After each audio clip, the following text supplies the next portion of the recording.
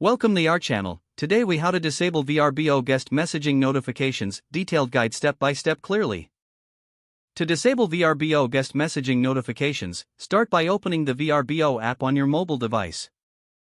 If you are using a computer, navigate to the Vrbo website and log into your account.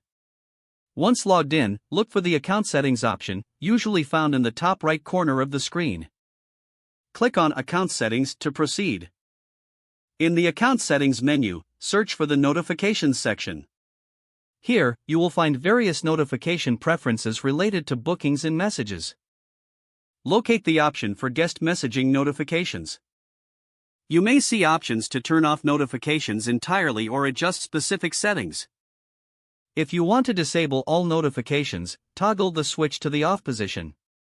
Alternatively, you can adjust settings to receive notifications less frequently. After making your selections, be sure to save your changes.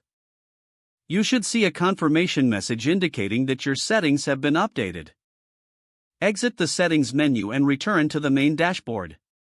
To ensure the changes have taken effect, you may want to log out and then log back in. This will help confirm that guest messaging notifications are no longer active.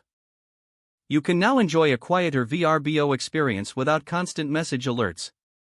If the page does not load, refresh the browser or try again in a private or incognito window. Make sure you are using the correct email address, then retype it carefully to avoid small typos. If your password is not accepted, use the reset option and create a new strong password you can remember. Check your spam folder for verification or security emails, then complete any requested confirmation steps. Enable two-factor authentication if available to improve account security and reduce unauthorized access risk. After signing in, review your profile details so your contact information and settings are accurate and current. If you see an error message, note it down and try again after restarting your device and log out when you finish, especially on shared devices, to keep your account and payment information secure.